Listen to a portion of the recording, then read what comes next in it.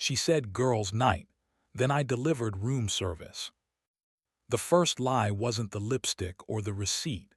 It was the way Laura said the words girls' night while not looking directly at me, as if our kitchen light were too bright for that particular vowel. She smoothed her hair with both hands and let the elastic snap against her wrist, her nervous tell since college, then kissed me like a person checking the time. "Don't wait up," she added, light and glossy. "Sarah's cousin is in town, we might dance." "I didn't know you liked clubs," I said, because I loved her most when I was teasing her, and because the joke kept my stomach from noticing the umbrella propped against the door, the expensive kind, the handle polished like a piano key. "Not ours." "I don't," she said, smiling like a borrowed mouth, "but the others do." When the door closed, the apartment took a breath and then forgot how to let it go.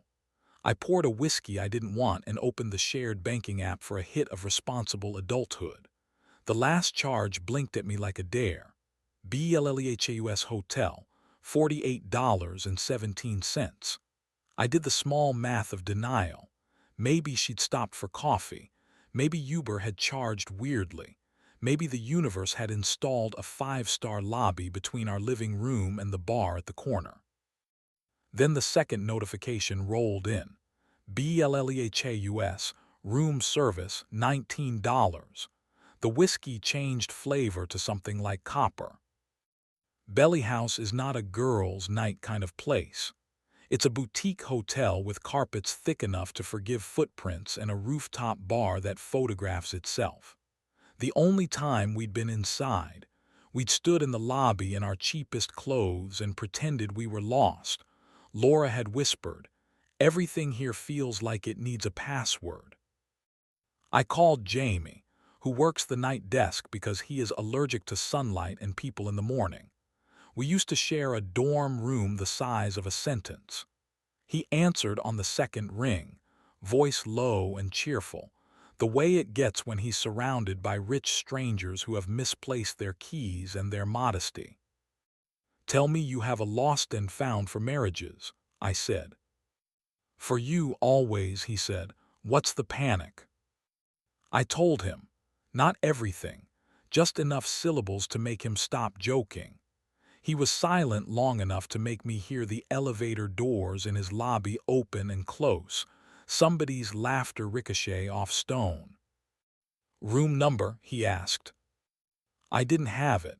My voice worked around the admission like it had sprouted splinters. "Okay," he said.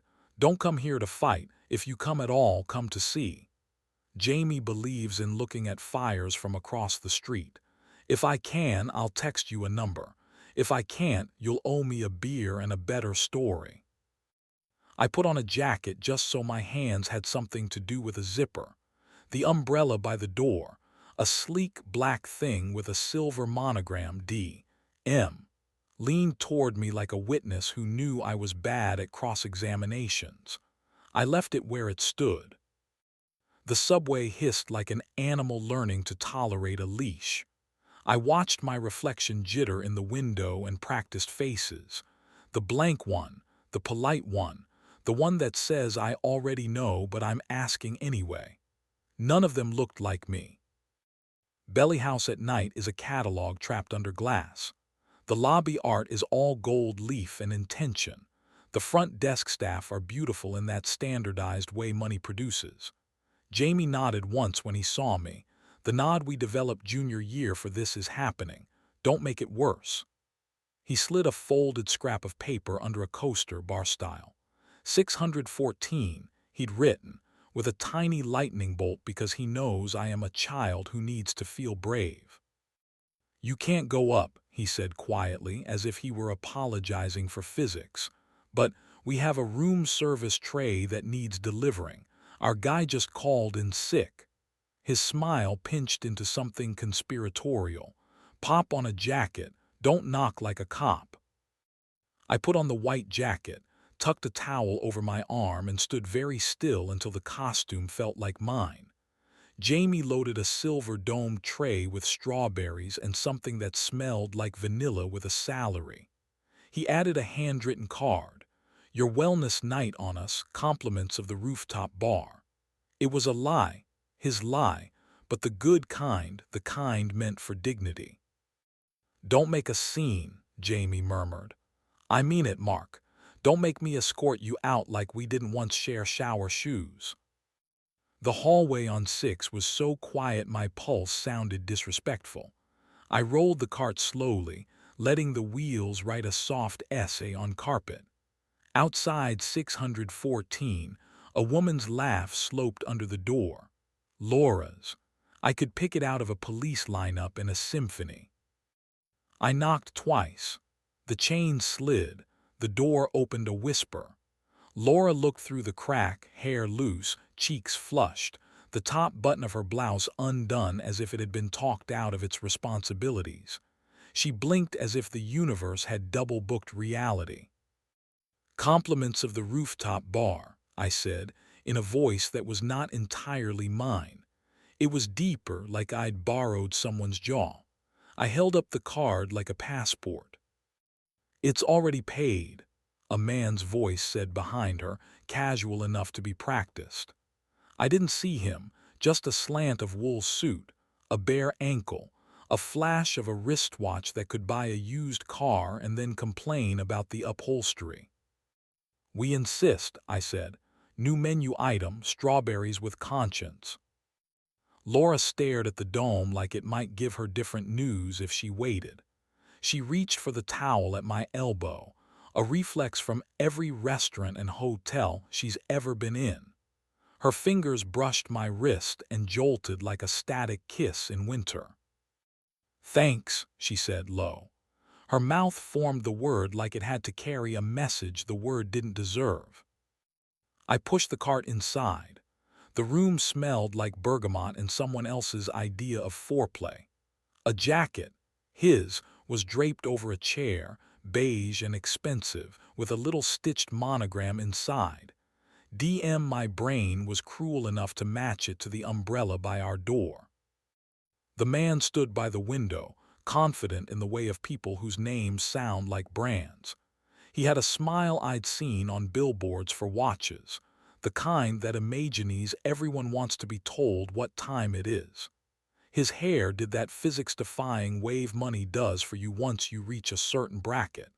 He sized me, a quick scan like retail, and decided I didn't matter. Leave it there, he said, gesturing to the table near the bed with two glasses sweating in the low light like they were shy and trying to pretend otherwise. Yes, sir, I said, my mouth tasted like battery. I lifted the dome. The strawberries gleamed indecently. The vanilla made the room sweeter than it had any right to be. Laura didn't move. Her gaze snuck up my face like a thief. Enjoy, I said, and the word felt like I'd swallowed a paper clip.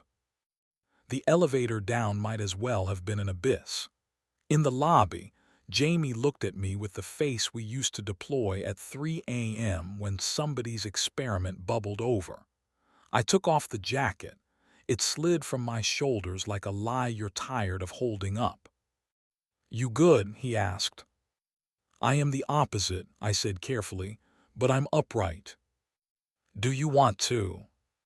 No, I said, too quick for my own dignity. I waited another half breath. Yes. We went to the staff bar in the back. Really just a counter with two stools and a spray bottle that always smelled like lemons.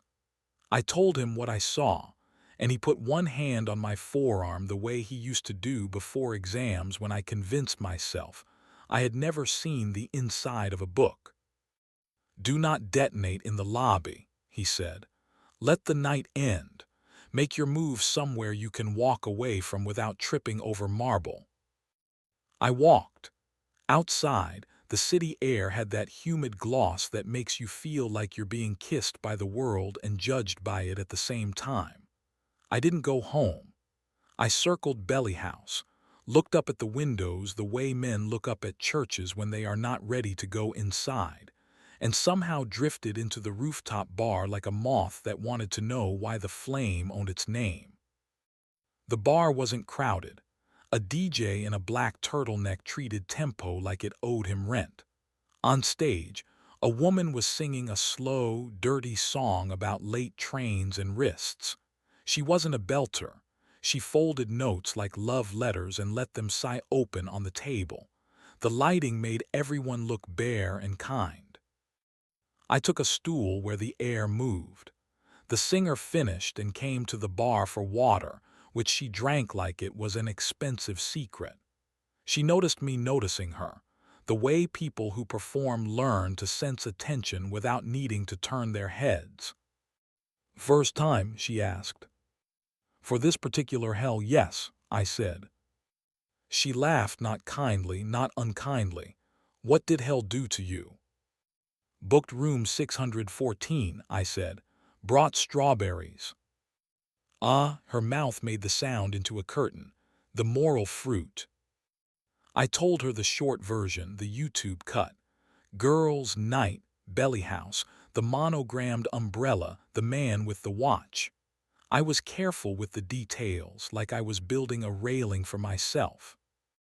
"I'm Saffron," she said, offering a hand that was both warm and cool like a stage that just lost its lights. "You are?" "Mark, a teacher.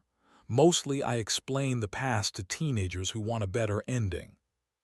"You'll get your ending," she said. "It just won't come when it's called."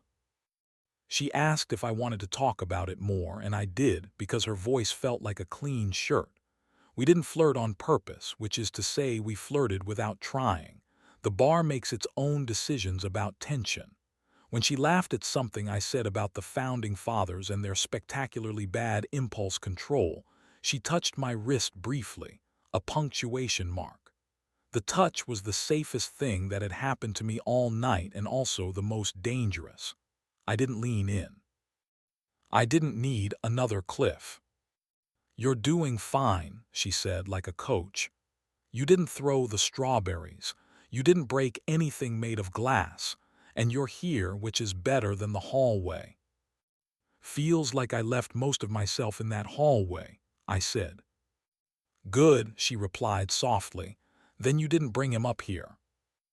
Around 11:30 my phone vibrated. "Laura, coming home, see you." I stared at the words until they blurred. I typed, "Yes." Then, "We'll talk." The three dots gave me a whole religion and then took it away. She sent only a heart, the kind you throw into a room to see if it will echo. I walked home without counting the blocks. When I reached our door, the umbrella with DM had moved 3 inches, like guilt had weight. Laura came in 5 minutes later, hair damp from the mist that had started to descend, and from whatever else she refused to name. She took me in the way you take in an X-ray you hope belongs to someone else. "I saw you," I said plain, "at Belly House." She closed her eyes like I'd switched on a light she'd been avoiding. The truth rearranged her face into something I recognized. She leaned back against the door. Our apartment made a small noise, like it was trying not to pick a side. "I didn't plan it," she said, hands flat against the wood as if she had to steady the room. "We were meant to be a group. Sarah bylaid. I went anyway. It felt safe to let the night be bigger than me."